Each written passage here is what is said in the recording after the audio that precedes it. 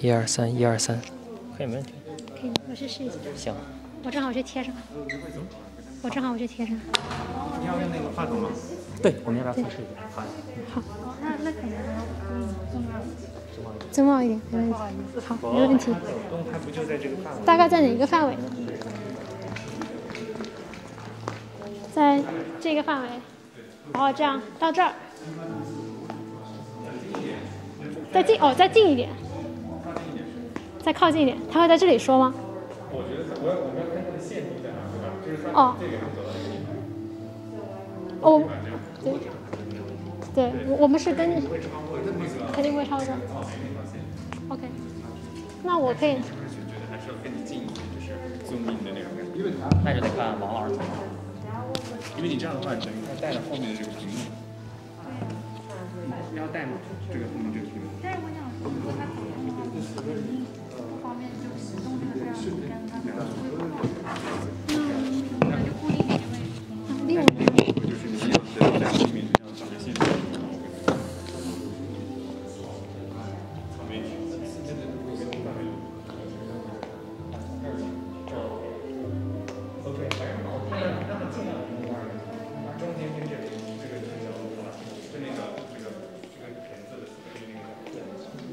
这里可以吗？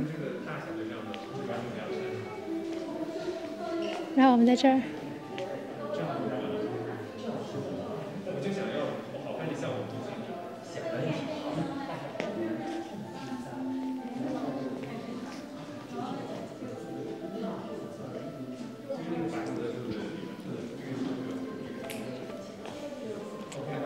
嗯，好，好。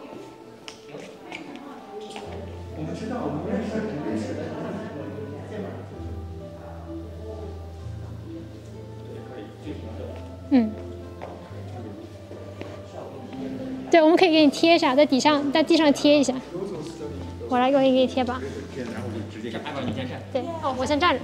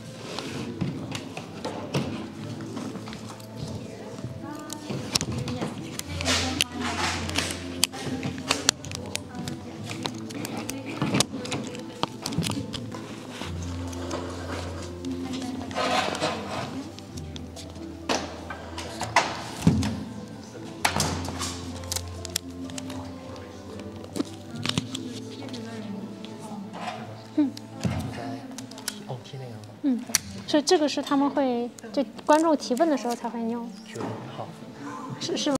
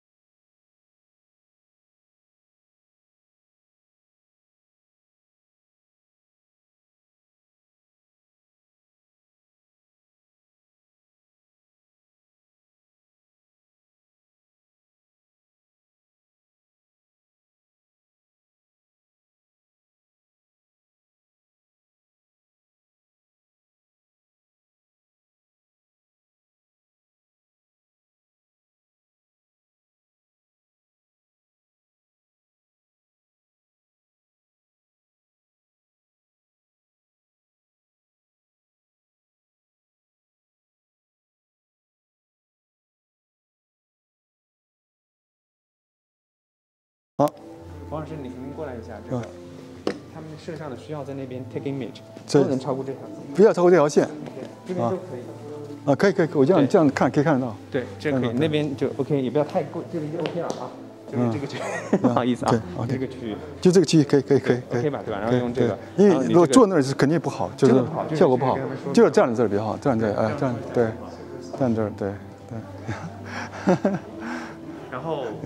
然后我可以就因为我要这么回头，可以啊，他可以就这样哈，这样对，我要看一下我自己的那个，就等于是我的 notebook。你不需要太关注那个摄像头，但他们这样的机位在那儿就行了。对。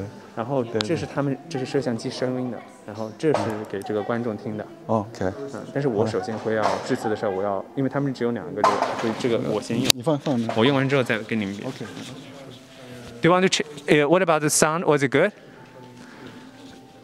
声音 is okay, right? Okay, wonderful. So we don't have to hold it, right? Just a.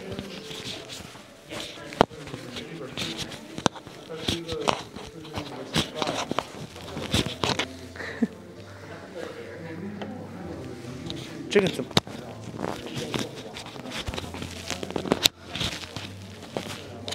这个别不上吧？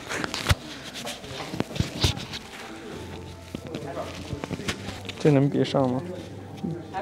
这样插进去的。插上。哟，这个怎么插进去 ？No。哦，我知道了。对。OK， 你比我强。OK。对。还有就是那个黑色衣服的同学就是蒋汉阳，他明天会来接你以后整个过程。待会儿跟他打招呼都可以。他叫阿伊娜。阿纽，AN。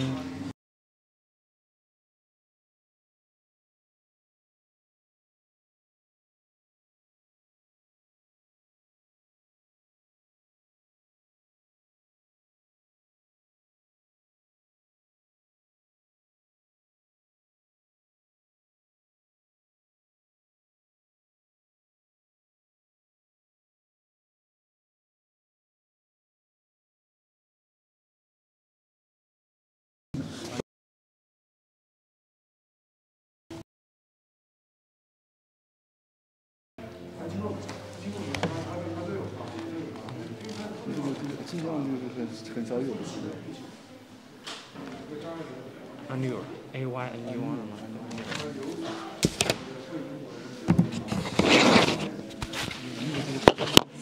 这个拼法从来没见过。从哪来的？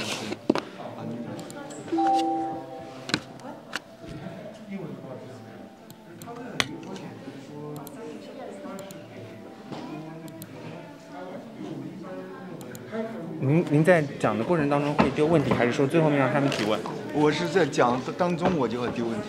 好，但实际上是往往都是 rhetorical question， 就是说是，当然也要他们有点回应。好，就是很简单的就对，讲并不建立在完全读懂的 reading 的基础之上。我知道这个意思。我觉得我就有点像我在一个 thinking matters。我是非常反对，就一个人一直在讲，是的，大家都非常 boring， 觉得。同意，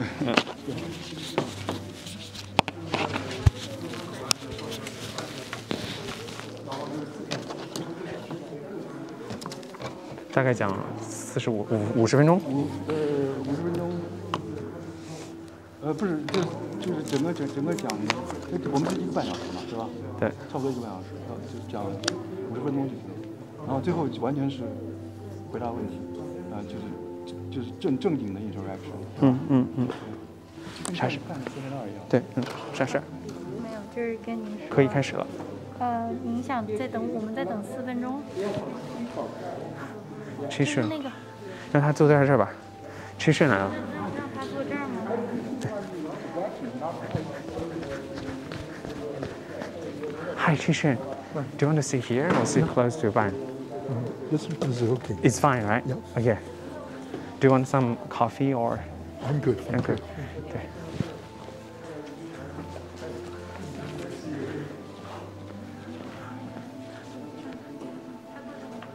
那坐这。那您大概我们4点过5分开始。行，我就把音乐停了，然后您就可以。好。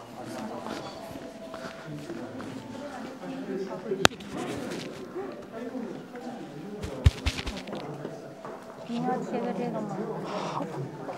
好呀，这个需要吗？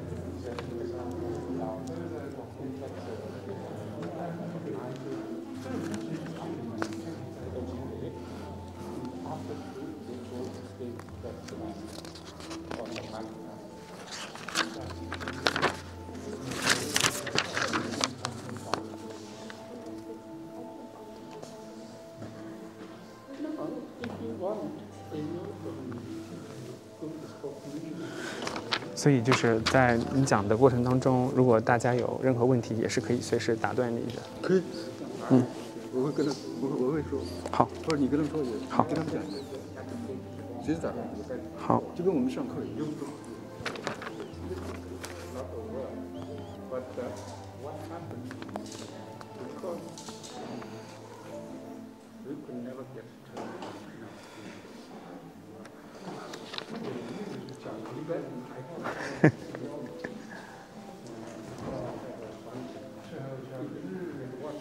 Can we get started?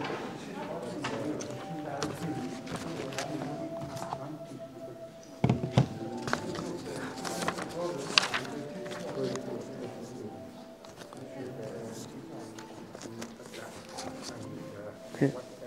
可以再等5分钟吗？可以啊，怎么？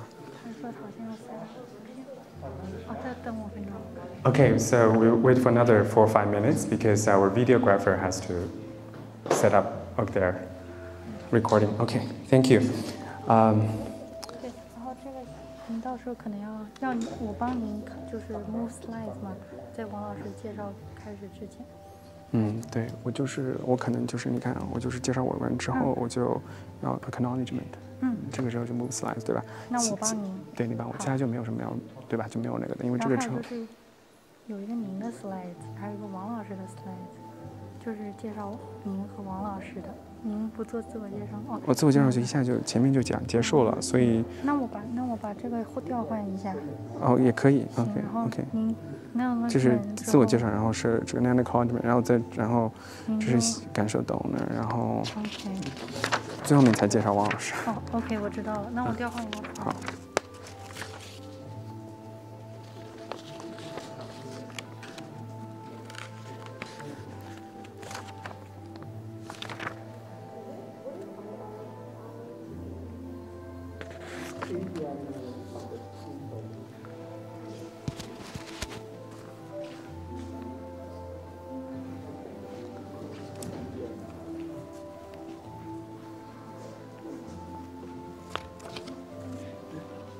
不用他。我这个就是留给王老师，我在电脑上面。It's good. So we're all set? Okay, great. Shall we start?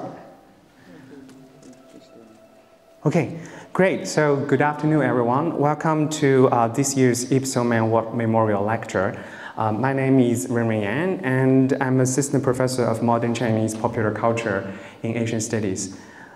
So first, I would like to acknowledge that we are very fortunate to have this event, which is located on the traditional, ancestral, and unceded territory of the Musqueam, Squamish, and Tsleil-Waututh people. The land we are situated on has always been a place of learning for the Musqueam people, who for millennia have passed on their culture, history, and traditions from one generation to the next on this site. So we are very grateful for the opportunity to work and live here. And I also want to express our profound gratitude to Alex and Chi Shun Watt, who is also present with us today. And their donations at UBC have funded this lecture series in honor of their mother. Their generosity has made possible a host of classes, events, and research projects that have touched the lives of thousands of students, faculties, and people in this community. And we are very grateful for their generosity too. And I also want to thank Connie Wu, our communications and events coordinator, and a few work-learn students in Asian Studies who kindly provide all the logistic support we needed for this year's event. The lecture would not be possible with their help and assistance. And this year's Ipso Man Watt Memorial Lecture comprises 2 parts, and today is part 1, a research seminar devoted to Lu Xun's critique of techno-scientific modernity. And please also join us for tomorrow's public lecture on modern China's quest of cosmopolitanism, which will take place in the same room from 6 to 8 p.m. And there will be a reception in the foyer starting at 5 o'clock, so you need to register separately for that. So let me say a few words about our schedule today, and then I will introduce our guest speaker, Professor Ban Wang. Professor Ban Wang will speak for about 50 minutes, and then we'll have a Q&A session afterwards. But during his lecture, he will throw some questions for discussion, and if you have any questions you want to raise, please feel free to raise your hand and raise your question, and Professor Ban Wang would be happy to entertain your question on the spot. And also please note that this seminar is being recorded, but not live streamed, and we will edit this video later if we decide to upload it onto our YouTube channel. Let me say a few words about Professor Ban Wang. As some of you know, he is the William Hans Professor in Chinese Studies in East Asian Languages and Cultures and Comparative Literature at Stanford University, where he started his teaching and research from 2007. Professor Ban Wang is an extraordinary and inspiring scholar of modern Chinese literature, film, and intellectual discourses. His major publications include the influential The Sublime Figure of History, Aesthetics and Politics in 20th Century China, Enumerations from the Past, Trauma, Memory, and History in Modern China, both of which were published with Stanford University Press.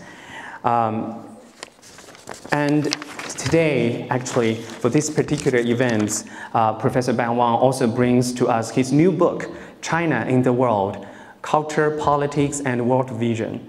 Just came out from Duke University in March. And in this work, Professor Wang focused on a number of imaginations, presentations, and ideas of China in relation to the world, which is also very relevant to the topic he's going to present to us today. Additionally, Professor Ban Wang has published numerous research papers and edited and co-edited 8 books on the fields of Chinese studies, including Chinese visions of world order, words and their stories, and trauma and cinema. So without further ado, please join me in welcoming Professor Ban Wang.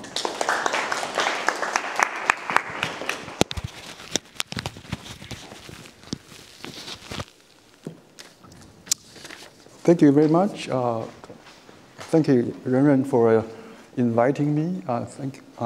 It's a great honor and pleasure to come to UBC again. I think in the last 10 years, I came here 3 times, I think.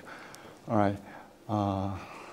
So without further ado, let's get into the thick of things.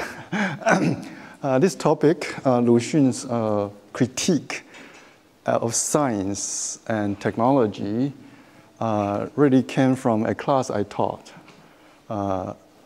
a few years ago. It's not easy to launch this class among student whose only interest is getting a degree in computer science. That's what Stanford is known for.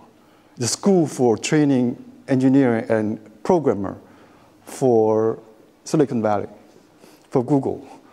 All right, has not so nice reputation, right, for that kind. So I feel frustrated about the overwhelming interest, overwhelming emphasis on science technocratic pursuit. Technocratic pursuit is good because they want to be powerful people, right? To be the leader like the Elon Musk, right? And Zuckerberg, right? Some students interested in social science and humanity, they're also frustrated. So they come to my class, right, in droves. Actually, about 30 people came to my class. Usually we don't have that many people. So I was quite inspired by student interest in this kind of critique of the most powerful discourse that dominate our consciousness, dominate our way of life, our thinking, our feeling. So I also used Lu Xun's the text. This text is a 破恶生论, right? It's the refutation of the malevolent voice.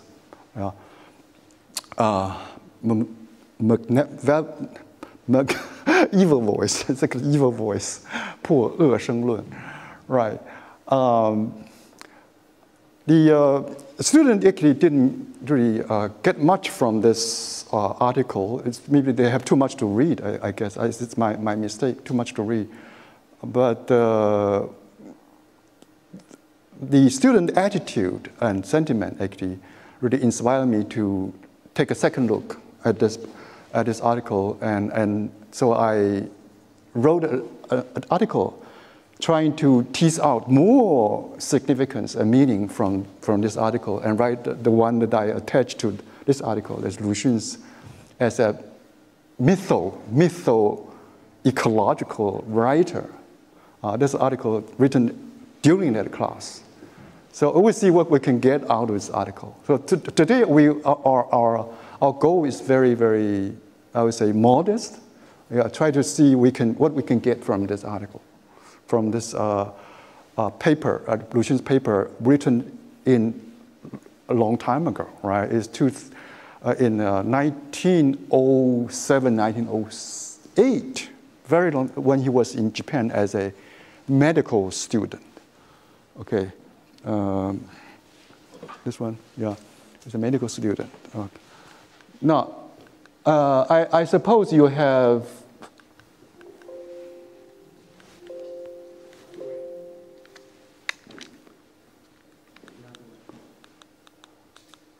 I assume that you have read at least Lu Xun's article. You don't have to read mine. I'll say something about my article.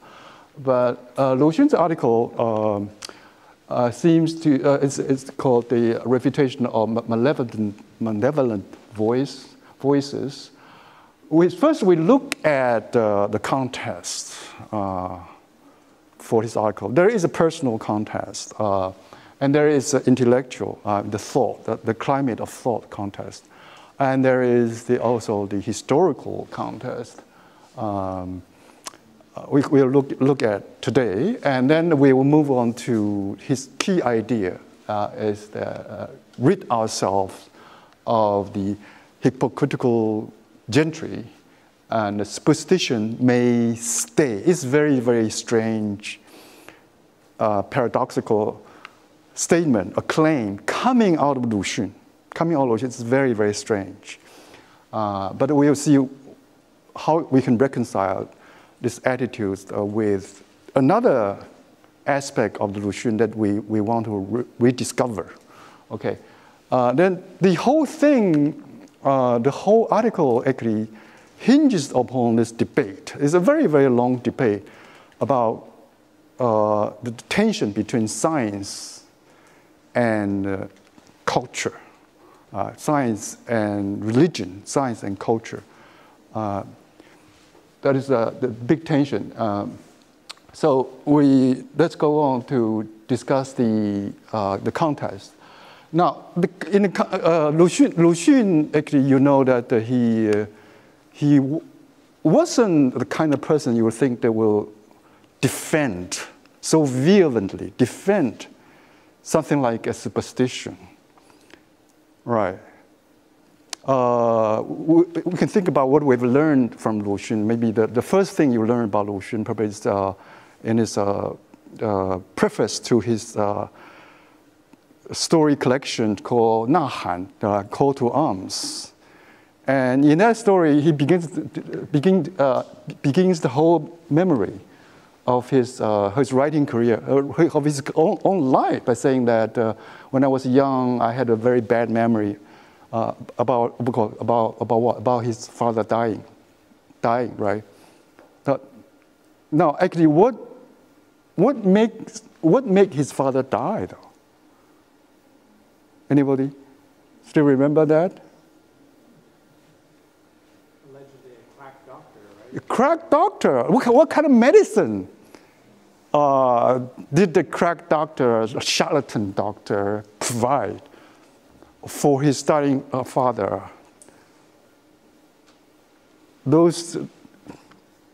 Anybody remember that? Aloe roots stuck up in winter.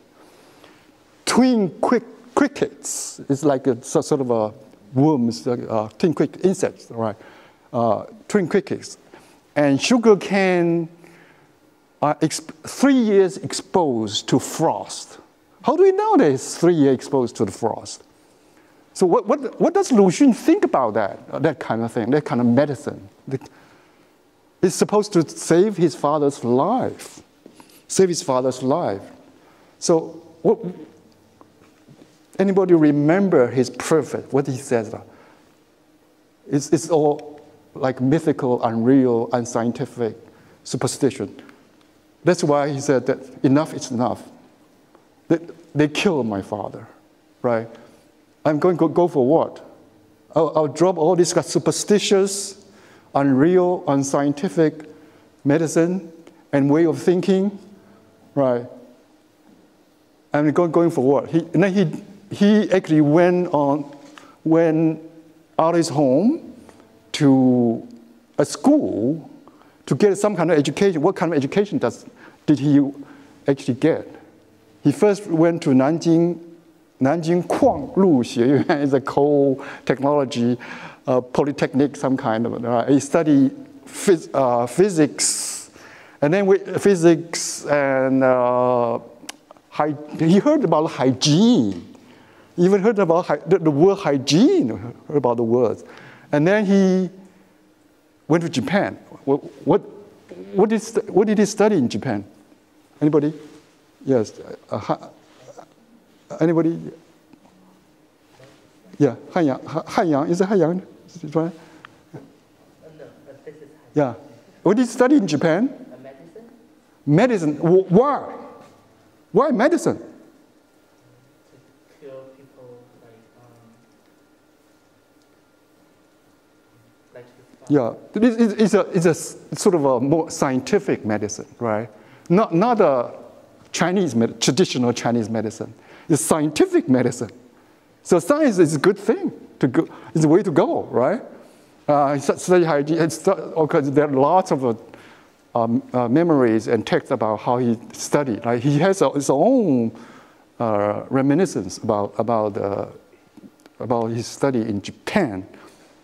But then he dropped the study of medicine. Medicine is supposed to cure people in a scientific, really objective way. It's not indulging in all the superstitious crack sort of a way of treating people, right? Treatment, right? So he went for medicine, but for a while, He did pretty well in school, but he saw this, one day he saw this slide, right? He felt medicine is not the way to go. The way to go is go here, right? It's not that the body, it's the mind. They need to be cured. Because people, Chinese people will crowd around an event in which a Chinese spy was being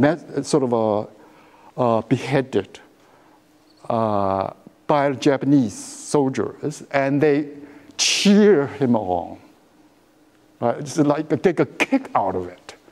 Right? This is mind sick. So the important thing is the mind, is the value. They are unenlightened, ignorant people. Right? They don't have a sense of themselves as a independent people, as a sovereign national people. Right? So they just simply they are sick. So science is not the way to go. Literature, value system, right? It's writing, enlightening. Right? You want to enlighten people, right? So that is the way to go. So he goes from science, medical science here. Medical science is really a very, very modern, advanced, enlightened science. But earlier, right? Study physics, even psychology, even hygiene, all this kind of. He's a very, very good biologist. Actually, you know, Lu Xun is a very good biologist. But he dropped that. He dropped that, and he went for this kind of almost useless things, literature. Literature. So the article was written at the time when he dropped. He dropped medicine and went to Tokyo to set up a magazine called Xin Sheng, right? New Life, Xin Sheng. It's very interesting, right? Xin Sheng is you talk about biology, you are reviving people, but not by way of science, by way of literature. So you can see already the whole seed of debate, the whole seed of polemics, like arguments already there in the first moment, right? I mean, argument that you find in the article, 破恶生论, right? Is already there in his decision making this, right? There are some other bigger contests than personal. We have a contest. Some of you read Lu Xun's the English translation is John Colowers. This professor did very, very nice translation, right? He actually provides quite a bit of context for this article. There is a modernization movement, right? From the 1860s, China's leaders and intellectuals try to modernize China. 洋务运动, right? To modernize China in the Western way, right? 洋务运动. This is again, Lu Xun is part. Lu Xun is going to being a medical student is part of it, right? 洋务运动, right? And then you have the whole bigger intellectual climate. That means the westernization, industrialization. It's good. Or you want to strengthen China, you have to go for industrialization, modernization, even political reform. Right? Build a parliamentary system. Right? On the model of West, of course. Yeah. And 洋务运动 is probably, this westernization movement is probably the most important contest for understanding Lu Xun's defense of superstition, right? Because the Yang Wu Yundong, one of the big campaigns of Yang Wu Yundong is to trash all the superstitious ways of folk people, of the rural people, the Buddhism. They smashed Buddhism. They smashed, they like dismantled Buddhist organizations. And they call the Buddhism and all those rituals, festivals, this waste of time, waste of money, right, waste of energy, is useless, all right, it's unscientific, right. So they call it, really, they try to trash all these traditional Chinese things. Some people even think that the dragon is so bad, right? So dragon is a false image, right? It's false image. Okay, so let's go on to see what kind of bad ideas, what Lu Xun thinks is bad ideas, that the modernization discourse is spreading around, is spewing around, right? That makes him so angry about these kind of people, right? Okay, let's go forward a little bit. So you have this reigning discourse, right? This kind of dominant discourse of modernity discourse, right? Go all for modernity, especially Western style modernity, okay? But Lu Xun, of course, is not really to completely up against the West. It's something that's bad about the West that he doesn't like, right? It's something that is not good about the West, right? He actually mentioned several Western names for his own defense to support him, right?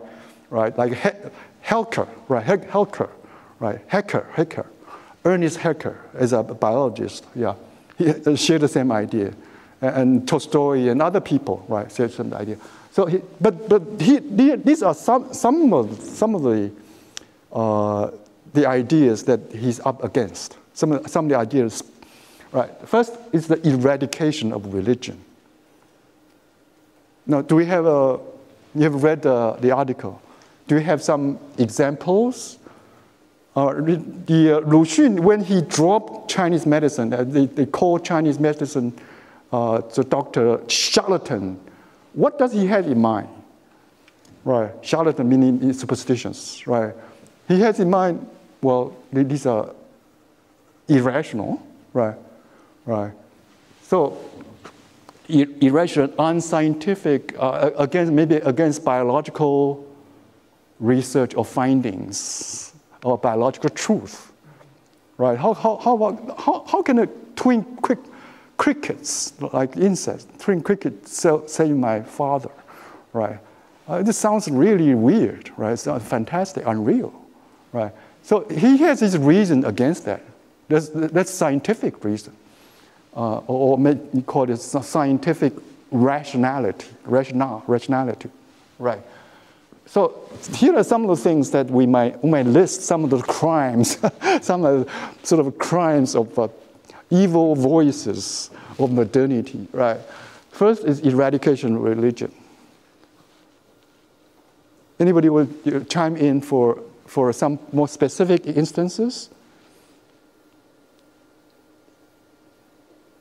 In the article, he mentioned something like that. How about the Buddhism, right? Why Buddhism? Okay, Buddhism, of course, is a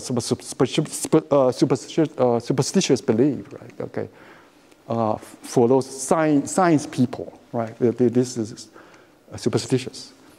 How about other things like, imitating the West?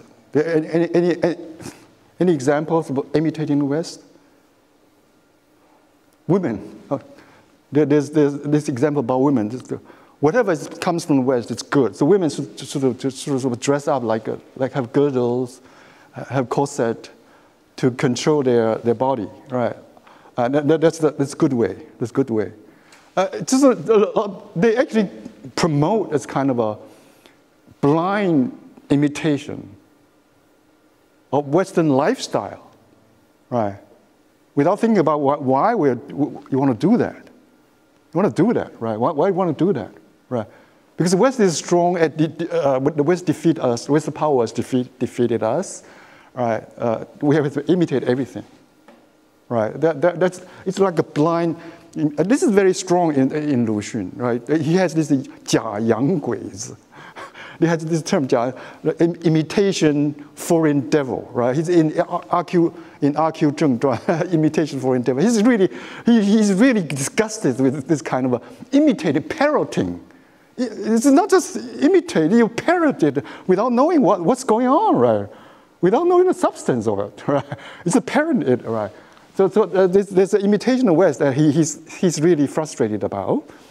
And there's also this kind of a search for wealth and power. It's the only thing China need at the time. They say the only thing you need is a search, a quest for wealth and power. Nothing else, nothing else. So that's why industrialization, military, right, build up military, industrialization, commerce, and so forth and so forth. So he actually complained, if you think about, if you read again, his some kind of memoir, you find that he's very frustrated that all around in the classroom, like in the university like this, maybe in Japan, all classroom is going for what? For engineering, metallurgy, things. It's all kinds of hard science subjects. They major all in the kind of subject. Very few people like him just going for some kind of religious studies, think about philosophy, culture. Very few. Everybody is going for that kind of hard, profitable, gainful sort of a degree, right? The degree. So there's this kind of a talk about, and there's kind of talk about nationalism. Nationalism in this article is really about the kind of what Lu Xun called beastly nationalism. Why is beastly nationalism? Anybody?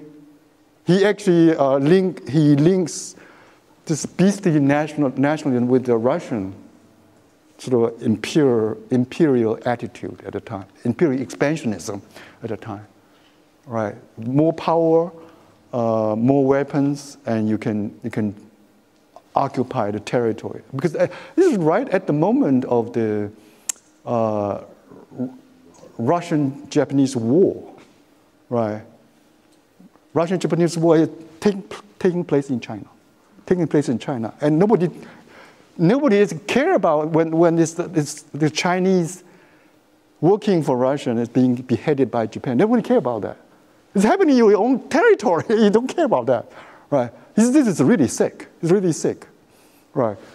So he's talking about this beastly nationalism, 兽性的爱国, beastly patriotism, 兽性的爱国. But he's not up against self-defense nationalism, right? Because build up military for what? To protect your home. Right, he's not up against it. And he's also up against the talk that is also part of this kind of general talk of modernity. Right, everybody has become a citizen of the world, right? Citizen of the world. So that's why you have to drop the dragon worship. You have to drop your Chinese ways. You dress up like a Western style suit or something like that. You shake hands. You no longer just bow to people. Shake hands. Everything. Okay. Okay. Let's go deeper into this whole science talk. He is a scientist himself. He's a science student when he studied in Japan. But he knows what kind of rhetoric is scientific rhetoric that trashes the so-called superstition. So let's look at one thing. Right? He said, these people, they think they know science. They think they know biology. They talk about this will-o-wisp. Will-o-wisp, what's will-o-wisp? In Chinese is a 鬼火, right? 鬼火is like ghostly glitters, right? Like gleams, right? because this insect, right? It's some kind of insect, flying insect. But the science people will say, oh, this is not there's no such thing as will of wisp. It's scientific. If science look at it, it's just the phosphorus, right? That the elements, the chemical elements, biochemical elements, right, in that insect that glows. Something wrong with the typo. There's a typo here. Glows in the dark. That glows in the dark, right? Glitters, right? It shines, flashes in the dark. So there's nothing mysterious about this kind of thing. So it's all scientific. Okay. Another thing is that the human body is composed of cell, molecule, right? You put the human body under the microscope, right? It's just simply just the cells, right? This is very quote unquote scientific. That's very scientific, objective, right? Objective, because you don't have your fantasies in this. Don't have your fantasy in the cells. So how can they be sold? There's no such thing as soul. So they're trashing soul and the mind, and this is very, very complicated entity of human mind and human brain and human memory. Right? It's just a computer chip there. Right, with all just the data, the whole data. It's just data of cells, right? So there's no soul there. If there's no soul, there's no culture, there's no value, there's no sentiment. It's just AI, right? Human body is just a machine. Yeah. It's just AI. It's just AI. There's no soul. If there's no soul, why should we study human culture? Yeah. And the dragon too. There's the people, science people, they say, oh, dragon is just nuts, right? Just a sort of cult. It's a superstitious cult. And there's no such thing as dragon. And as all he actually quotes from somebody else and said, look, the Western people worship a single God, monolithic religion, right? The Chinese people are in a very bad way in worshiping because they worship things, worship little flowers, gardens, trees, animals, dragons, right? They worship those things. Those things don't have spirit. If you want to find a spirit, I mean, the science people say those things don't have a spirit. If they have a spirit, they're false spirit. The real, genuine spirit can only be found in a single God. That's Christianity. In Christianity, there is this kind of a imperative that you cannot put this intangible, infinite spirit into graven images. Don't make onto graven images, right? It's a no-no. But Chinese are doing exactly the same thing. Just every image can be worshipped. Rock can be worshipped. Rocks, trees, right? Dogs, cats, all the things can be, right? So Lu Xun is saying that why can't you find infinite in the nitty-gritty things, right? Why is that one single God as infinite is superior to this kind of multiple, pluralistic worship of many things? Why should it be more spiritual than the Chinese are very, very unspiritual, right? They are strangers spirituality because they worship all these kind of small things. And so there's also another interesting point here is people that trash dragon, right? Dragon is just false. They think dragon is in zoological concept, category. Maybe dragon belongs to that. Like dinosaur it belongs to kind of zoological, meaning study of animals, right? Again, it's the same talk as the human body is being composed of cells, right? It's just simply a objective process, right? Objective zoological entity.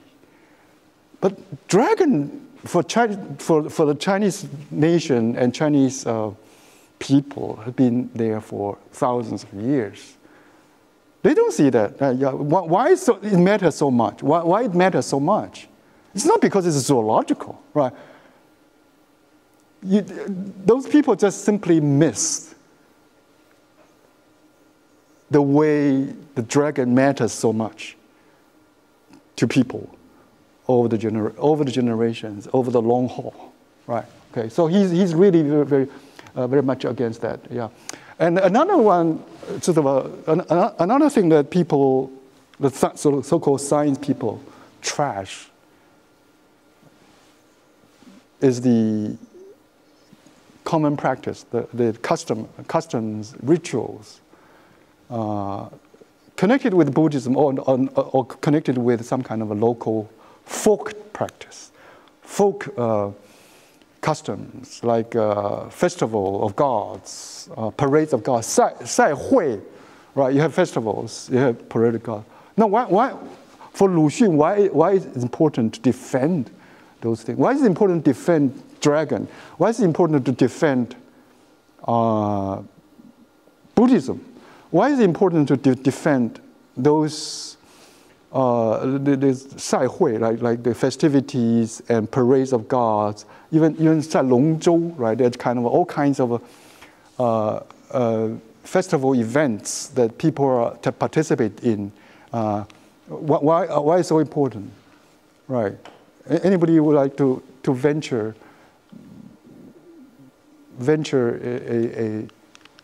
an answer, like to, right? The science talk tries to trash all those things, right? Tries to worship of stone, worship of things, dragon worship. But for evolution, these things are very, very important. And they have enduring importance. They still, even in the 20th century, it's still very, very important. Buddhism is still important, right? Why? What's his defense then? What is defense?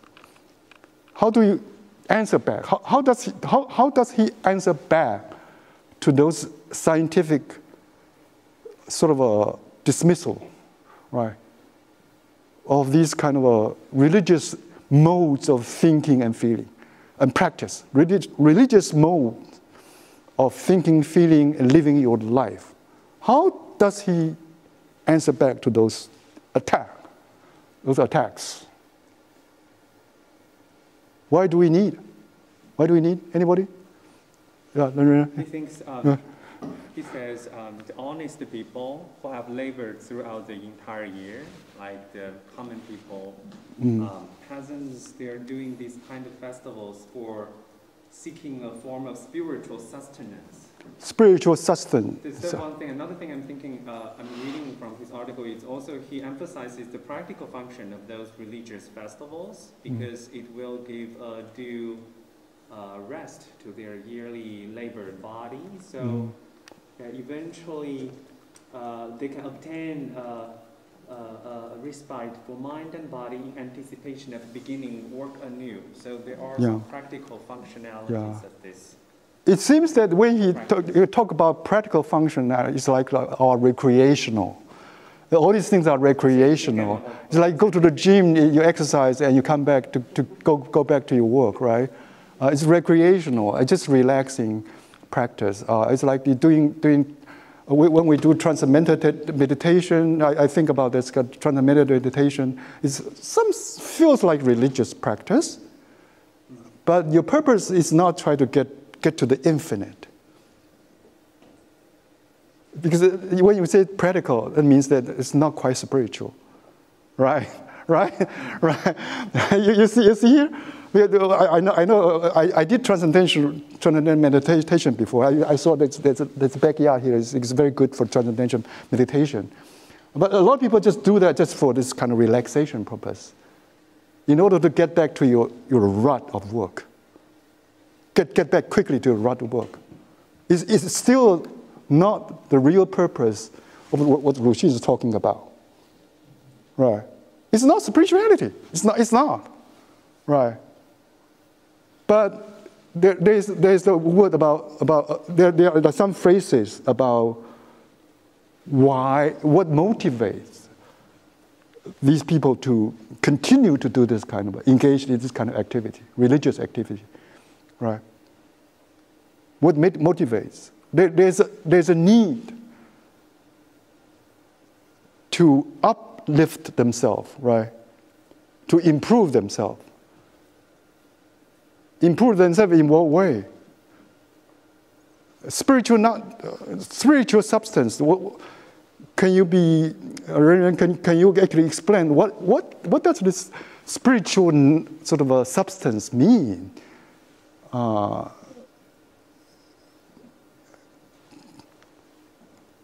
you talking about autonomy or? I would say autonomy is part of it, because they try to lift themselves up from animal existence to the animalistic existence, because you pass through life not just to fulfill your basic fundamental needs for food and to shield you from have shelter, right? It's just not a sort of survival trajectory of human existence. It still has a kind of a room for improvement, to go up, to attain some kind of faith in the future in your community. So Luxin has a word for that. It says there's a genuine faith. These people, the science people, don't have a faith, because faith is embedded in all kinds of religious practices. Like faith in Buddhism, there's a faith even in the sort of a 赛会.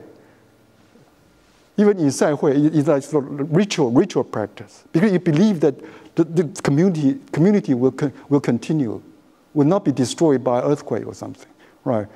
We'll continue this way, right? Because this is what they think about their future. They put the faith in their future. They put the faith in their future, in the destiny of this community. There's a faith there. Whereas the science people, they trash the faith. They trash the faith of faith that actually help people to remain faithful to the community, remain committed to continuing their destiny, continuing to charting their course of development, right? That's what Luxin is trying. I think he's trying to say that there's a cultural dimension about. There's a cultural and spiritual dimension in all this kind of worship or what looks like superstitious practices, cultural dimension, that is, and spiritual dimension, that's completely missed, completely lost on this science talk, right? Completely lost, okay. So he said religious attitudes, right? Yeah, I put the attitudes in there because he's talking about really all kinds of attitudes and practices too, right? They still have a place in modern life. Still have a place. He's not going back. I have to remember, Luxin is not going back to the old days, good old days. He's not. He's talking about now, right? So it's a religious attitudes are indicative of people who sought to improve themselves by transcending a limited reality in order to enter the realm of the absolute. It's difficult to think about the realm of absolute. I would say that the realm of absolute is a Western philosophical discourse as well, some kind of certainty, right? Some kind of certainty, the sort of ultimate spirit, right? Ultimate future, the realm of absolute, right? In the postmodern age, in the age of AI, you tend to feel that there's no certainty, right? Everything is program, right? Program is something, right? There's no such certainty.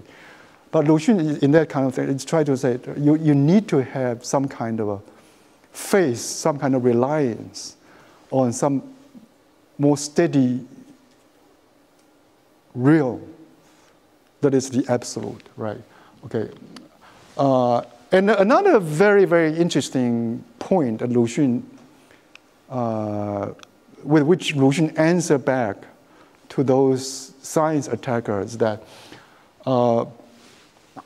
worship of heaven and earth is very important. Dragon is worship dragon is part of it. Was foundation for development of ritual and ceremonies. So we engage in ceremonies, parade of gods, not just to have relaxation, right? But to have some kind of resonance, a kind of a conversation, dialogue with heaven, earth, plants, animals. It really goes back to Chinese idea, right? Resonance and human, earth, and heaven, right? It goes back to that. We are all one big resonant family, right? We answer back to, we actually talk back to each other, right? We actually have communication with each other. That is invisible. That cannot be verified by digital numbers, by cellular analysis. But the very important thing is that we build our society on top of that understanding. This is what I call ecological elements of it. The society, the culture is based on certain nature, right? This culture cannot be heavy-handed to suppress nature, right? When culture, the society, politics, or institutions suppress your nature, let's say suppress love, free love, right? By this kind of a sort of a feudalistic love arrangements, suppress love, let's suppress nature.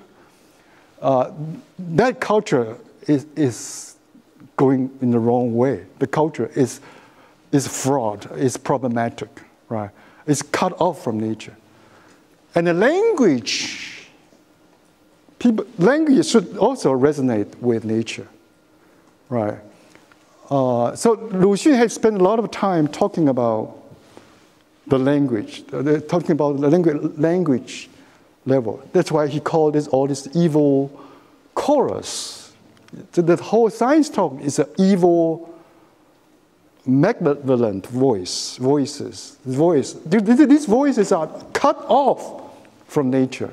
It's become some kind of artificial, extremely artificial, out of touch with reality, right? Out of touch. This is the ecological elements I try to tease out from the mythical thinking. Because Lu Xun here is really going into some kind of mythical thinking. Well, why myth is still very, very important. People need myth. People need dragon. People need faith in one kind or another on something, right? Because it's the fabric of a community, and it's a fabric that connects human with earth, with heaven, right? With earth, with heaven. It's very, very. If you cut it off, I think you can damage earth. You can conquer earth by pollution or just damage earth. Then you are damaging yourself too, right? There is an ecological element. He's talking about how culture should be supposed to be based upon nature, right? And nature here, of course, is reflected in all kind of nature and cultural relationship is reflected in all kind of a mythical and ecological thinking about all this multiple relationship, resonance between, okay. So our clan system is also, is a social institution, right? Our tradition, our politics, our culture should be, should have a, to sink their roots into nature, okay. Is that clear? Lucian has something, said these things that we can just dig it out, okay, we can recover, dig it out. And I feel sometimes they're actually a little clearer than Lucian himself, because he spends so much time on the poor, and not as much time on the Li Shan Yan. It's like he, Li Shan Yan, yeah. Or the like expression of the positive part. The positive part, yeah. Takes up so much space. Yeah, the positive part is follow the sort of a romantic idea, because you should have some kind of a resonance with heaven, with the animals. The romantic idea, he actually borrowed a lot from, in another article like 摩罗诗力说, he talks about how do you actually go about shoring up, rebuilding, maybe revitalizing some kind of faith, right? Some kind of faith in the community, in the people, in the future, right? He said, actually, the writer can do that because they have imagination, right? They can actually, they can participate in the kind of activity that feels like religious activity. So writing is actually a religious activity, all right? It built up a faith in what you want to be in the future, or what the people want to be in the future. So it has a lot of imagination, a lot of anticipation, a lot of utopian thinking, right? So he does not offer, yeah, he's heavy on attacking. So you can see the bitterness, right? You can see the bitterness. Okay. So religion, the religious thinking for him actually is very, very prominent. Still has a place in modern times, right? Even the worship, the respect for your place, for your native place, for the hills, right? For village, is still religious thinking, right? He's talking back to those people. Says China is not China and Eastern civilizations are mostly very secular. They don't have a religious aspect in their daily life. He's talking actually no, actually it's quite religious. Just think that look how they actually worship their village, their ancestors, right? They're still quite religious. This religion is not a religious institution. It's not a form. It's not a church. It's not a temple. It's the quest for some kind of a spiritual uplift, spiritual yearning towards something. You don't really see, but you still want to keep yearning going on, keep yearning alive for some better future, better times, right? Even in time of trouble, right? You look forward to this. You keep this faith by doing this kind of religious writing. So Chinese never really slighted their native place, nor did the social class ever form. This is the social classes coming. I don't know. This is a glitch or what. But Lucian actually agree with a lot of other people, thinking that because of this kind of respect for the family, you don't have a oppressor class and oppressed class, oppressor class and oppressed class, because people are all in one boat, right? He has a community thinking, right? Communal thinking about it, right? And so the rocks and mysterious supernatural things are part of their worship, right? They are not just the rocks, not just rocks, just the rocks for building marble floors, right? Think about all these real estate developers. They think all the rocks are great because they can build a marble floor for the big house, big mansion, right? That sort of thing. But the rocks are they're spiritual. For Chinese, rocks, right? Like rocks in the village or maybe in the mountains, rocks are quite spiritual, right? About the rocks, we just look forward to the Benjamin's talk about rocks. It's my favorite talk about Benjamin's idea about rocks being enchanted, right? Enchanted rocks, yeah. Okay. But in today's sort of cultural leadership, intellectuals, we cannot find this kind of a mythical attitude. Where can we find this kind of thing, that records or this kind of a keeping faith alive? We'll find it in the ancient documents. Going back, the ancient documents. We're going back to grassroots people in the village. Right? Peasants still keep that. Right? They still do the 赛龙舟, they still do 赛会, they still do all those folk ritual, right? To keep their to satisfy their spiritual needs, to satisfy their spiritual needs. Okay.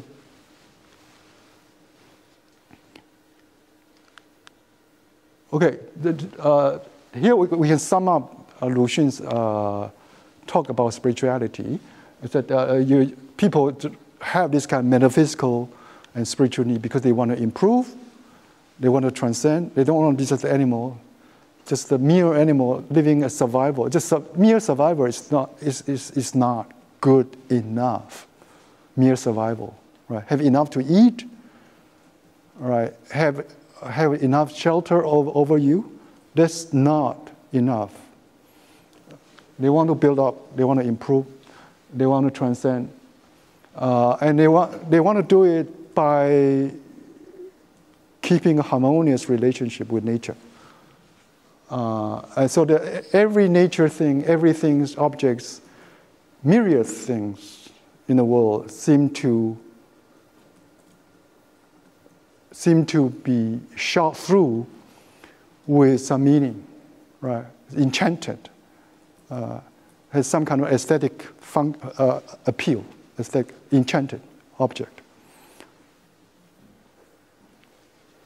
Do you think he's going too far, or do you think that I'm going too far with pushing Lu Xun to say what I want to say, to say what I want to say? I think that the ecological part, the nature, culture should be based upon nature. He says it in many places, but nowhere is clearer than in that statement about our ancestors worship everything. Our culture is built upon that. Our ritual, our culture, they're all built upon that. Yeah. Yeah. I have a question. I'm wondering, do you feel like he anticipates many counter-arguments to that proposition of, like, and I think the point he makes comes through clearly of people want more than just, material benefit, but at the same time, if you need to have a full belly in order to think of more than that. In other writings, he points that out very clearly as well. Yeah. Do you feel like he takes potential counter-arguments into account in this piece? Very polemical, but... Yeah, he doesn't, I think he doesn't take into account the idea that people need to have a full belly in order to have, to sort of transcend, right? To have a kind of a transcendence, right? Possibility of transcendence. In China at the time, in fact, it's more in need, right? It's more urgent than to have a full belly at the time. I think he's not really thinking about that part. And the science is also very, very, very much in demand in China. Because China is still is very backward. Industrialization has not, it's toddling steps, right? The food and shelter is still very, very important for Chinese people, right? It's still a very poor country, right? But I think Lu Xun actually is targeting those people. He's not anti-science. He's not anti-industrialization, right? He's not anti-military. He said you need military, right, to defend yourself. He's not anti-power, anti-wealth, right? He's really angry about the way these intellectual leaders take advantage of science talk to gain more power and voice and privileges. Right? He's really frustrated about hypocritical gentry, the way they take advantage of this modernity talk to enrich themselves, to elevate themselves, to be the state leader, to be the technocrat, technocratic elite. I think it's the technocratic elite. That is the point. And that is the point, the argument throughout the whole 20th century about the bureaucratic sort of a state leader, bureaucratic and technocratic state leadership, ignoring the people's popular dissemination of knowledge, science, and technology, right? In a popular, you think about medical science, you see very, very clearly throughout the 50s, 60s, 70s, you have the concentration of power resources in 卫生部, and you have all the concentration of medical resources in the hospital, whereas they really ignore the vast countryside. And then you start a movement to help the leader, the party leader, Mao actually started a campaign to bring medicine, the science, to the majority of peasants, right? So you have barefoot doctor, you have millions of people having their own clinic in the countryside, and they learn the basic skills of treatment. And this is really the gap between some kind of technocratic sort of a approach to modernity. Modernity is sort of spearheaded, let's say.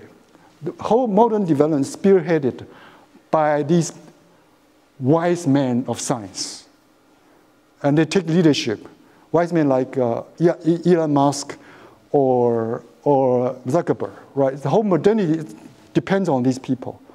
They are the future, right? I think this kind of debate actually has been there for a long time, right? It's engineering a technocratic approach to China's development, and it's more popular, more democratic sort of mastery of science and technology by vast majority of the people. That's why the science should go out from the classroom to the countryside, right? And the medicine should be mastered by peasants, right? They should run their own cooperative, right? The clinic, 合作医疗, right? That kind of thing. So this is Benjamin Schwartz. I could talk about this as a split It's almost like dramatic confrontation between engineering approach and a sort of moral drama, moral improvement, right? So moral improvement to create a new personality, new subjectivity for China's future. One thing is that science people, right? They know everything.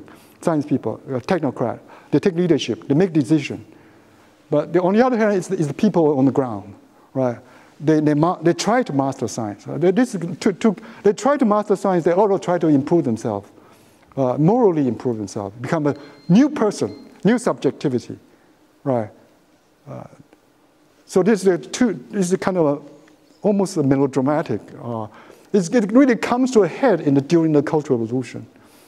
Come to a head, it's become very extreme in the Cultural Revolution. Come to a head, right? Whoever has the knowledge is out. Right? Lu Xing would not say that, right? Whoever has the knowledge, because knowledge means 臭老九, right? Stinking number 9, right? So knowledge, because they control the government, they control resources, they control everything, right? They make all the decisions. During Cultural Revolution, these people are out, and people from the ground are up, right? 卑贱者最聪明. I mean, it's the people who are on the ground, right? Like the most sort of what you call inferior people, right? Debased people. They are wisest people, right? They're wise. So you have become very, very extreme. Lu Xun, of course, does not go that far, because he's really angry about this kind of the rise of technocratic class he called hypocrite gentry. And in my article, I try to flesh out and give you a more specific portrait of this, what kind of a hypocritical gentry they are, right? People who talk big. Are we running out of time a little bit? We still have some time. Open the floor for other questions. Yeah, we can say just a few things about my article that is really inspired by Lu Xun's article. I try to get some idea from Lu Xun and try to find Lu Xun in other places also talk about this, like people in the essays. 狗猫鼠, right? The people just talk big. They talk big all the time, right? They are not as good as animals. Animals are very truthful, right? When animals eat other animals, predate on other animals, they will not say this is for justice. They will not hoist the banner of justice. But when the big, strong, powerful, like try to crash, try to beat to eat up the small one, they say this is for justice, for some kind of social justice, or for maybe for environmental justice or whatever, right? They have a high-sounding big names, honorable names for that, right? So these people are hypocrite. And also in a story, Li Shui. Li Shui is more. Anybody would like to talk about Li Shui and also Bu Tian, right? Mending heaven. There's also this kind of elements. There's a kind of a over-cultured, sort of it's artificial, over-literary class. Class is excessively literary class, right? Right. These people who like tiny little things, they dress up like official garments and write those letters that nobody can understand. Even the creator of heaven and earth, Nuwa is the creator of heaven and earth, creator of nature, world of nature and world of man. Right? She's the creator of it. Yet she couldn't understand her own children. Right? Couldn't understand her own children.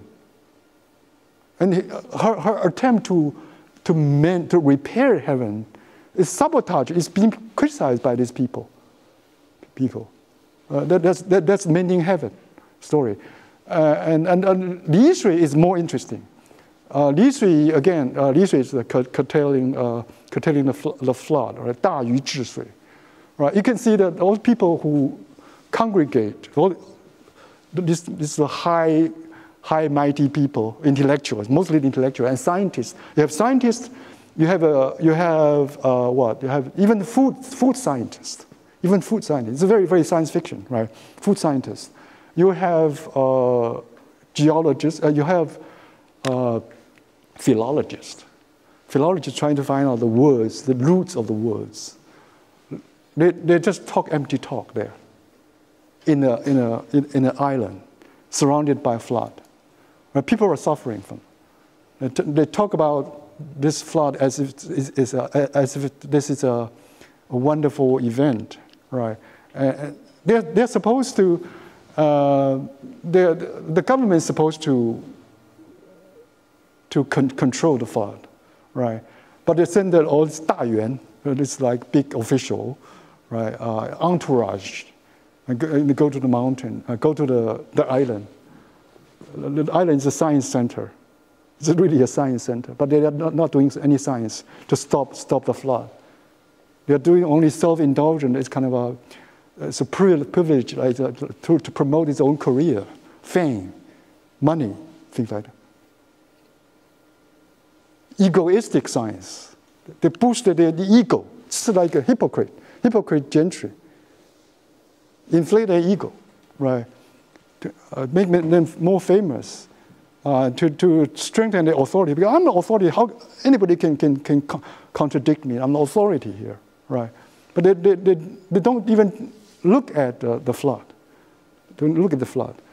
But 大禹 comes in. Now, what's different? 大禹 is an official. 大禹, Yu the Great is an official. He's sent by the emperor.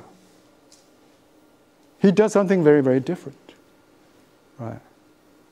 How does he actually really control the flood? What does it say about the?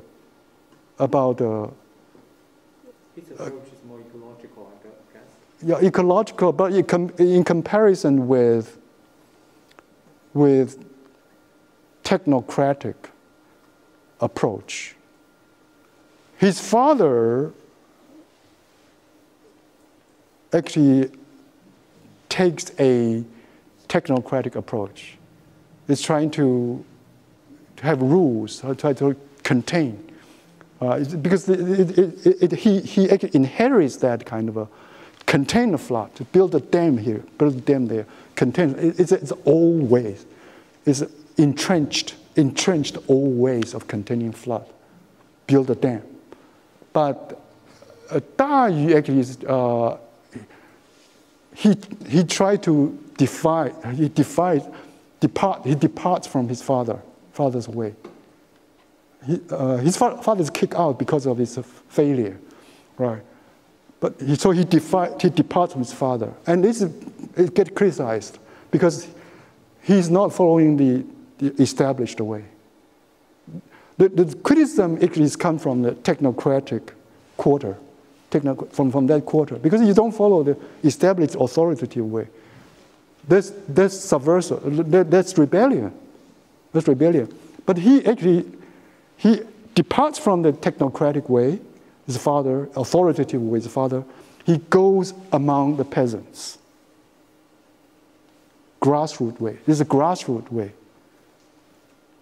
He goes from door to door. He goes from door to door and talk to peasants and victims of flood. How do we do this? How do we deal with this?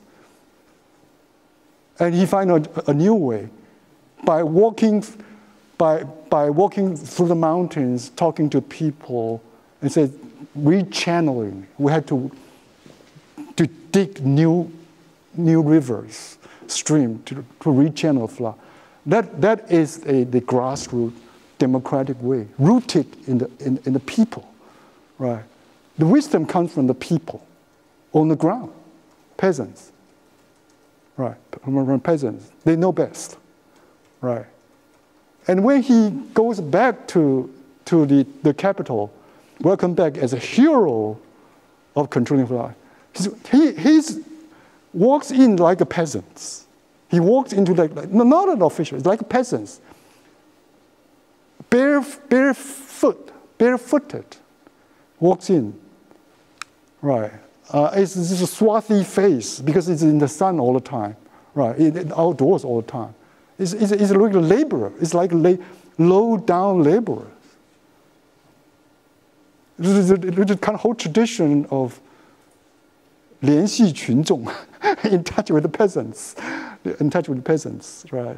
Any kind of a sort of leader, leaders of a project should be in touch with the community, with the people, with the ground, with the nature ground. That is also ecological, right? Okay. Yeah. Thank you for teasing out that episode. I'm very curious about his attitude towards maybe two kinds of ritual practice. Because at that moment, right, when he tries to break the convention from his father, the criticism is actually he should obey the ritual for the morning ritual for 3 years, and then there's the possibility of change. So I was thinking whether he's going back to the capital, right? It's almost some kind of enactment of the popular ritual practice you were talking about. So I was wondering whether there's this distinction between, whether there's this distinction between like elite engagement of the ritual practice and like as the 赛会, right, more popular ritual practice. Because when I was reading his celebration of the 赛会, I was surprised because it seems to be contradictory to his like resentment of other ritual practice in the stories. I always say the 赛会 is of course in rural, right, in rural place, usually done by peasants, right, like seen on maybe harvest time, right. Praise the God. But when Da Yu is welcomed back to capital, and the emperor showered honors on him, right? A lot of honors, yeah. And then he has to go through ritual. The welcoming back ritual is almost spontaneous. So people line the street to welcome him back. Almost like roll out the red carpet for him. Right, that's very, it's an unritual ritual because somehow people spontaneously just go there, right? But later you have a politically orchestrated ritual to celebrate his achievement, make a big name for him. That I think that is also, it's very important for the empire. Right, because it shore up the political stability by saying that, look, we have a hero that helped us solve the problem. Right, the problem almost broke up our whole country. Right, just break up the social order. And now he's coming back. He's a great hero. So it's reasonable that he. That he's being celebrated, feted that way, right? Feted that way. The important thing is that before you know it, the next thing you know, they're turning the ritual into an empty form. Very quickly, right? Very quickly, because once you do it, and you continue doing that, it becomes more and more empty. Right, almost maybe it becomes a ritual to celebrate the emperor, not his achievement, the emperor's achievement. Right. It's become some kind of political show, theater, more and more empty. Yeah, more and more lacking in substance. Right. Maybe the initial moment is good because he's really a hero. But you don't want to do it over and over and over. Right? It's always like this is a, it becomes just empty, right? Yeah. Yeah. Yes. Yeah. Me? Okay. So, okay. Thank you for this fascinating presentation. And so I'm thinking about the language. So speaking of like how Lu Xun criticized Western science and Western technology, I think the language he used in 破恶生论 and 摩罗西利说 is also very interesting because he used this kind of very ancient, even it's like a pre-song kind of language. Yeah. So I'm just wondering whether it's because of these two articles were written, in his earlier years, and whether it's related to his relationship with Zhang Taiyan or other scholars. Yeah. This is a really very, very good question. You see, when he attacked this, he said there are two moments in the story that I discussed. Two moments when he actually attacked this, the people who make language almost unreadable. Right. The one point is the Nuwa story. Right. This like little thing that Nuwa created. And they're just officials, elites, right? Officials. They present 奏本, right? It's presented some kind of plates, let's say. But the craftsmanship of the words are so delicate, but nobody understands. Nuwa said, I cannot communicate with people. This is one thing, it's attack of the archaic. It's not archaic language, it's a bureaucratic language. Because it's a 奏本, right? It's a bureaucratic language. There's a after Song, post Song dynasty. The whole Chinese classical language becomes so congealed, so built into some kind of official language for examination. It's like dogmatic, elitist language that it's really out of touch with the common people. Way, way out of touch of the common people. Another point is that in the island of culture, Wenhuashan, in Lishui, some of the philologists are engaged in making some kind of unreadable language there, right? Using some kind of, right? Another attack on this kind of, it's again, it's some kind of 钻牛角尖, this sort of a tricky craftsmanship, right? Building something that is foreign to most people. People cannot read it. They can only appreciate it. They have to pay to appreciate it, like exhibits that they don't understand. This is really a jibe, let's say, some kind of jab, satire against people who make the Chinese language into some kind of mysterious, lifeless thing, right? So he's using archaic language. It's very strange using archaic language to attack science, right? But his archaic language is what he thinks archaic language is pre-song. It's pre this kind of a congealment of the classical, bureaucratic, elitist language.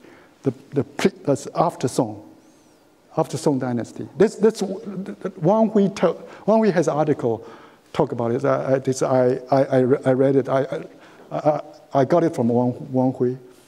This is still sort of it's in line with understanding there's kind of an elitist, out of touch language, and there is a living, spontaneous language from. So Lu Xun is still a part of the vernacular language movements. Even he's using archaic language. Because archaic language is from Zhang Taiyan. Zhang Taiyan tried to go back to the more living origin of Chinese language. That's archaic, yet it's living. For Zhang Taiyan, it's a living language. It's a lifeline of the country. But its lifeline is almost killed or boxed up by the post-Song sort of bureaucratic sort of a let's say sort of formula of the examination language. So that's up against, right? Okay. Yeah. Thank you, Professor, for this wonderful talk. So I think you've tried to provide a revisionist interpretation of Lu Xun's attitude towards science, toward technology, towards superstition, or toward the spiritual life of Chinese people. But do you think to what extent could these two articles, 摩罗实力说 and 破恶生论, represent his ideas? Because, you know, from some other short stories created by Lu Xun, such as the lamp that is kept alight, 长明灯. So Lu Xun has exhibited a very critical attitude toward ancestral worship. And my other question concerns your interpretation of Li Shui and Bu Tian. So we all know that in the later stage of Lu Xun's creative life, he has been involved in many, factional and debates and polemics. So sometimes the motivation or intent that lies behind his creation is personal. Sometimes there is some personal hostility. And sometimes, the characters or personages that appear in his short stories are actually, ad homic, just personal attack on someone that he disliked. So then in that sense, would that problematize your interpretation of these two short stories as as an example of his critical attitude toward technocratic elites? Personal, I think the personal grudge and polemics should not exclude their significance within a general narrative, general debate, right? It can be personal and political at the same time, right? Right. So the personal may actually intensify the vehemence, right? This kind of passion. Yet the idea that they are fighting over is long term. It's a very deeply entrenched discursive debate, right?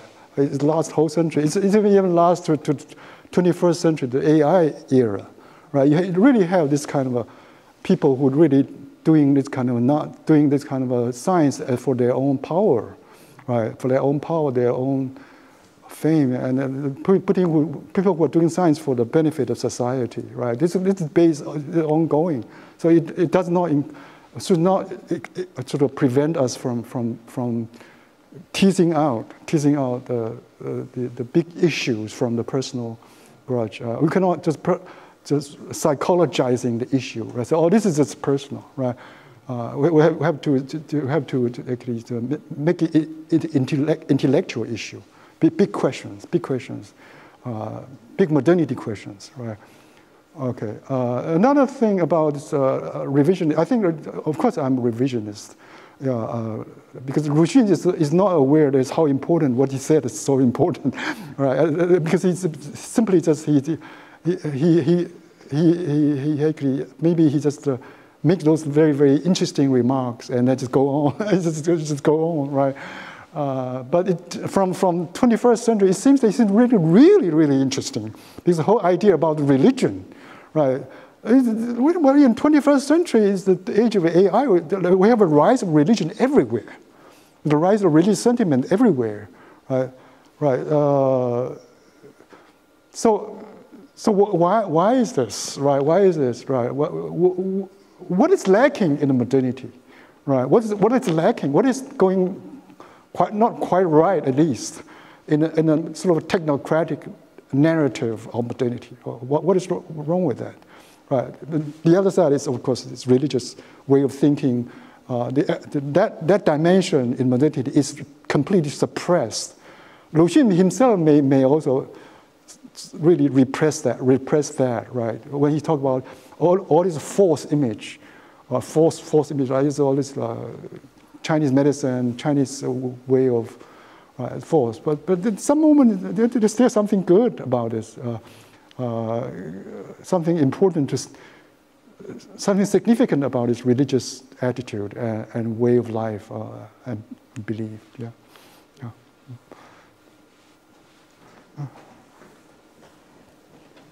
Okay. Can I have a question? Yeah. Do you think Lu Xun is an artist, is against government or? Nietzsche. Lu Xun, in your study, what do you think about his ideology? He is against government. He is against government. Anarchist. Or anarchist. anarchist. Yeah. He's in some ways he is an anarchist. First, he hung out with anarchists in Japan, right? Quite a Liu Shipei and some other people. In fact, he contributed this article to Henan, which is also connected with another anarchist publication called Tian Yi. Tian Yi is cosmopolitanism. Tian Yi. So when he is attacking, in this article, when he's attacking cosmopolitanism, that we all become a nationalist or a cosmopolitan, a citizen of the world, he's talking about these issues from the anarchist point of view. Anarchist for him is that you have to have an absolute autonomy on your own belief, right? Spontaneous 真信, right? The really genuine belief in what you believe in. Yeah, it's almost like Nietzsche's will to will, right? Believe in what you believe in, right? It's almost like a redundant argument, sort of argument. But it's still, you need to have this faith in something, on yourself, on your individuality, right? So he's attacking nationalism and also attacking sort of a parliamentary system, right? He called parliamentary system actually is a mob rule. It's a mob rule. 千人一生, 千人一面, just like uniformity, right? Everybody speaks the same language, yeah. All right, that's the kind of thing. So this is from that point of view, is anarchist. From global, what is wrong with cosmopolitanism, the citizen of the world? From anarchist point of view, anarchist is a kind of world citizen, right? But why he's attacking that, I think his thinking is that that's kind of a superficial cosmopolitanism. So you imitate, you dress up a Western style, women wear corset and girdle, that's a cosmopolitan. I mean, you speak foreign language, and that's cosmopolitan. You speak Chinese, you're not, right? You worship single God, maybe you're cosmopolitan, because it's the world. It's the West-dominated world now, at the time, right? But if you worship dragon, you're not, right? So I mean, it's a superficial cosmopolitan that is up against. Professor Wang, thank you for the wonderful talk. And I have a question. I would like to ask you about your opinion of the development of Lu Xun's ecological thinking during the time, because we know this 破恶生论 was written in 1908. So when he was in Japan and he had this 新生 magazine going on, and then it eventually failed. And then in the preface of the Call to Arms, we know that he experienced several years in a small yard and copying all the inscriptions. So, for example, Wang Hui has this idea that Lu Xun went from to be hopeful, and then he then became kind of in a status of resisting desperation. So, and then for the story retold, it's something Lu Xun written in 1930s. So do you think like during the period his ecological thinking has experienced some kind of change or evolution, or you think like it's kind of very consistent during the whole period?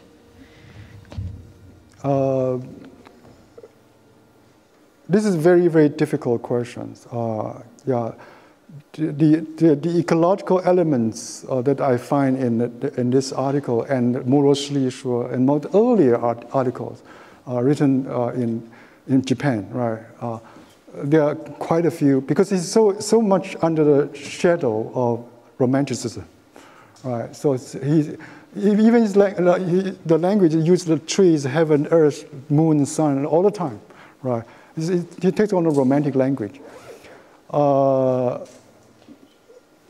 think that it's the golden age of Lu Xun's ecological thinking. It's in all those five or six articles, right? He talks about the science as a discovering of the secret of Earth, right? To benefit mankind, right? And talk about because ecological thinking is also scientific thinking, because it's how human knowledge fits nature, fits nature's laws, right? So that's a kind of a resonance between human and nature, humanity and nature, right? I think as he goes on, become more and more a political fighter, that sort of aspect of his thought is like deep connection between humanity and human culture and nature seem to fade away, right? You have less and less of that. But you do have some of it in his reminiscence. I only find these two maybe most prominent in 故事新编. But in the later stories, I have not actually looked very, very closely. I've taught all the Lu Xun story, like in 呐喊, 彷徨. I find very few of this kind of ecological thinking. His thrust, his whole thrust, is really directed at corruption society, right? You can think about this attack on the corruption society, the rotten society, as coming from this earlier thinking. When you have a corruption of society, that's political ecology is wrong, right? When the political ecology is wrong, natural ecology is desolate. So it's I mean, all the stories, Lu Xun's stories are in this kind of a desolate landscape. You can see that Xiangling's wife, or my old home. My home has tremendous ecological sort of a potential, you might say, right? Yet you see that the cutoff between the tension between a social ecology that's going really corrupt, right? Going wrong, and the parallels and nature that's desolate, right? The rivers, the sky, heaven, everything is in shades, right? Like yeah. So if you try to do that, you can still find later. But I have not looked yet. This is a very, very good question. You might write an ecological paper about his later stories, right? Where ecological elements are not so obvious. In this Li Sui, and it's very obvious. Li Sui and 补天is because the whole thing, the birth of heaven and earth is from this shape, from Nuwa, right? It's a creator. So it's very, very clear. It's an ecological story, right? It's clear. But the other stories are not clear. So I think, but it's good. It's good. It could be very, very productive to look at other stories where ecological elements are not very, very obvious. Yeah. So. I'm very curious. One of his villains in this piece is the hypocritical gentry, right? And like hypocrisy, pollution is really bad. And I'm very interested in this because I guess one question is like, what's so bad about hypocrisy? I don't mean that just to be like contrarian, but this is something that philosophers talk about should you be authentic or should you be sincere? And like, should we demand of public figures that they always be making decisions based on their own personal beliefs? So there are plenty of precedents, for example, of racist politicians passing legislation that is anti-racist. And that's a good thing. So they're not 言行一致, like they are being hypocritical based on one moral standard. And I can see how, animals that eat each other are very authentic to themselves. And but I'm wondering, why is this a particular bugbear for Lu Xun? Like, can it be explained just based on, the anarchist moment and hanging out with Wu Zhihui or whoever it may be in Tokyo?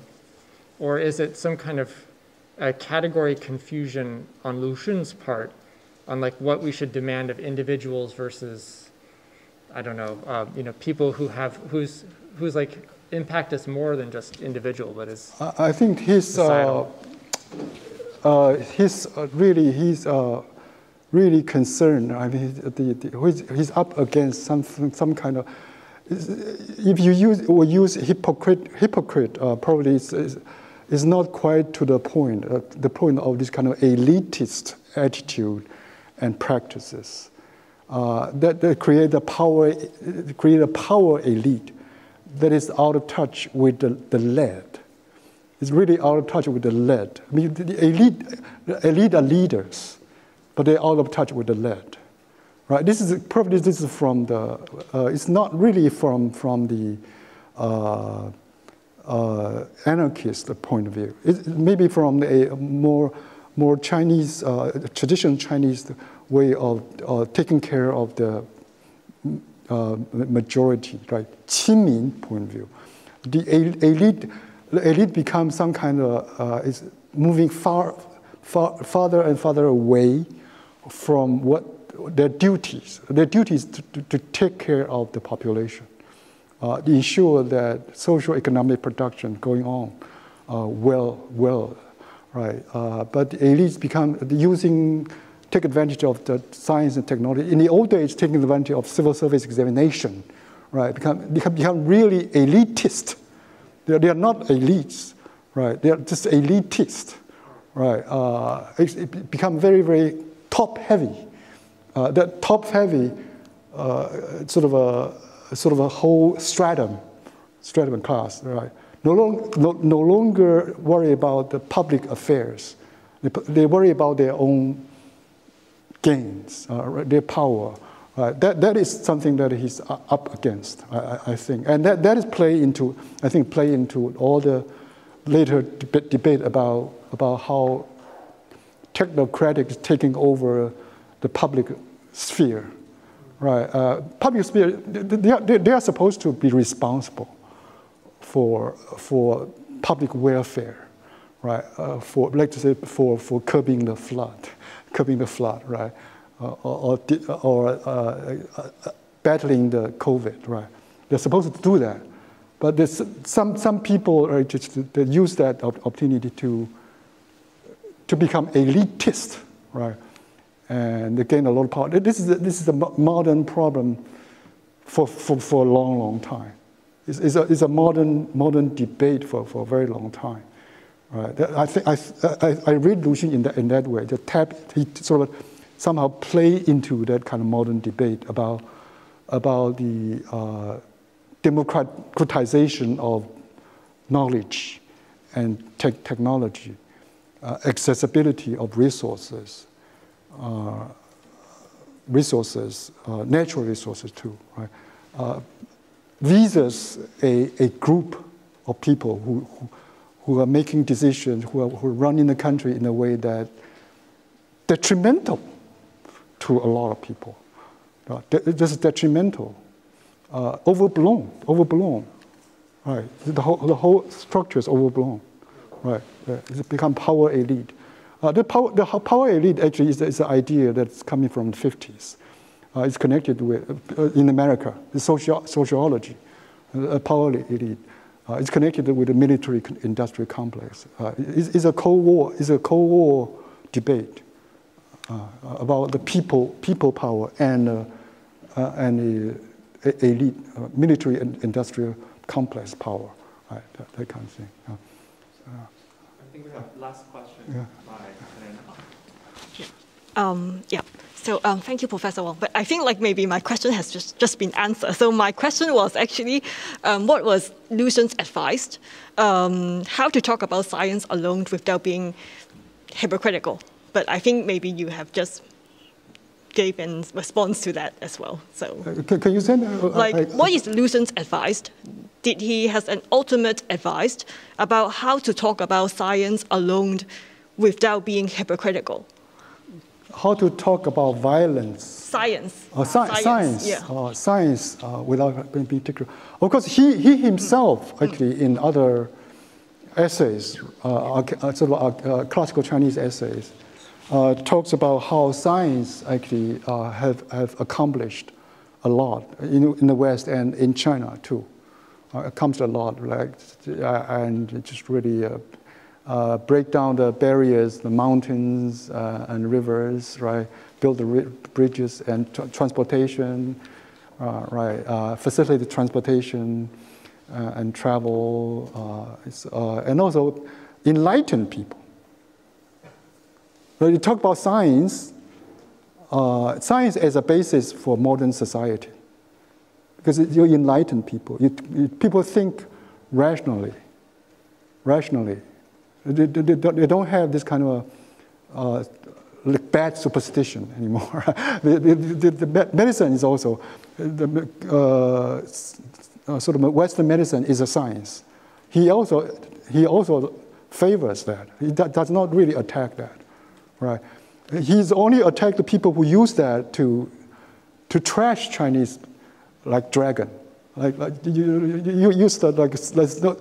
This is only cellular. People are just cellular, so there's no soul, right? He attacked that kind of talking.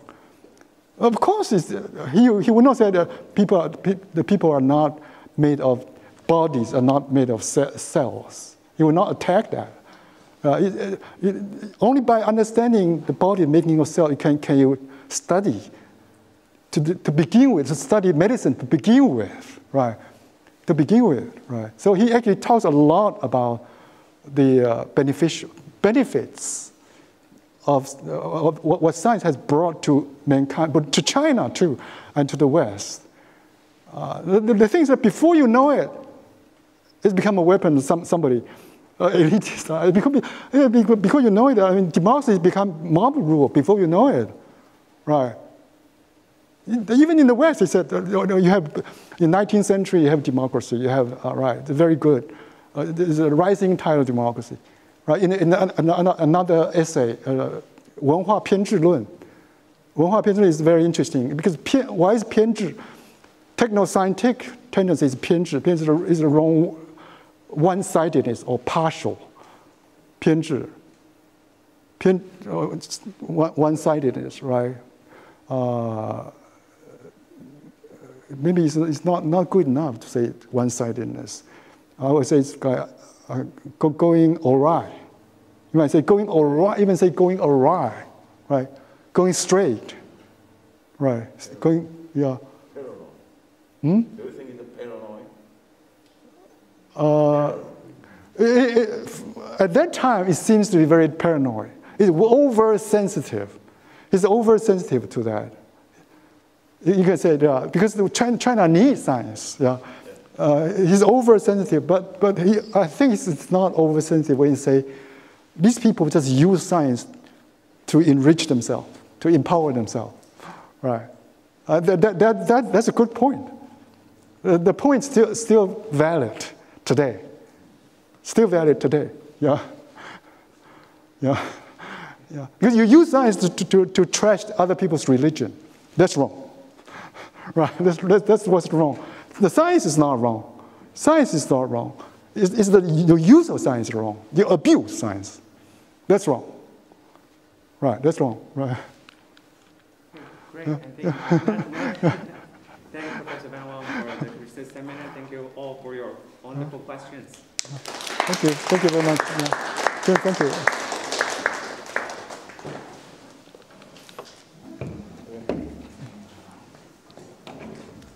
So there are more snacks in the back. Please help yourself. And as just for me. Yeah, this is for you. Please take. Yeah. And we're also looking forward to meeting you again tomorrow here around 5. Thank you so much for your presence today.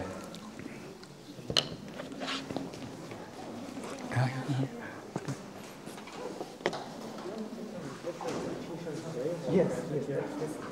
That's